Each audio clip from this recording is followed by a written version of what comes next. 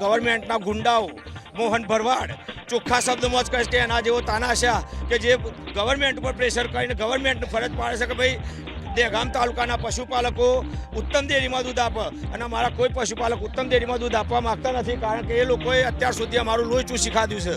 દહેગામ તાલુકાના પશુપાલકોમાં જોરદાર આક્રોશ। ઉત્તમ ડેરીના સામે પશુપાલકો લડી લેવાના મૂડમાં। ઉત્તમ ડેરીમાં દૂધ આપવા માટે પશુપાલકો નથી રાજી।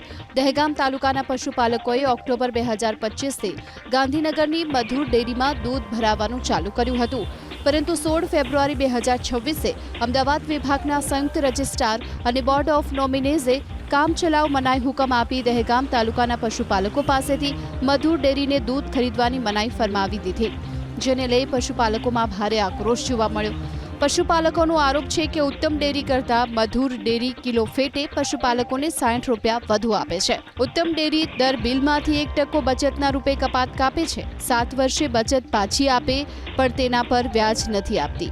આજે અમદાવાદ પૂર્વના સાંસદ હસમુખ પટેલ દહેગામની મુલાકાતે પહોંચ્યા તો પશુપાલકોએ તેમને રજૂઆત કરવા માટે કાર્યક્રમ સ્થળ પર પહોંચ્યા। જો કે પશુપાલકો સાંસદને રજૂઆત કરે તે પહેલા જ પોલીસે તેમની અટકાયત કરી। ઘટનાની ગંભીરતાને જોઈ સાંસદ હસમુખ પટેલે પણ દૂધ ઉત્પાદકો સાથે બેઠક કરી।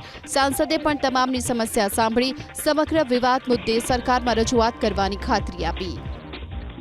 દહેગામ તાલુકાના દૂધ ઉત્પાદક મિત્રોને સારો ભાવ મળે, એમને ન્યાય મળે એ માટે તમામ મુદ્દાઓ સરકાર સાથે ધારાસભ્યશ્રી સાથે મળીને અમે ચર્ચા કરીશું અને દૂધ ઉત્પાદકોને ન્યાય મળે તેવો અમે પ્રયત્ન કરવાના છીએ।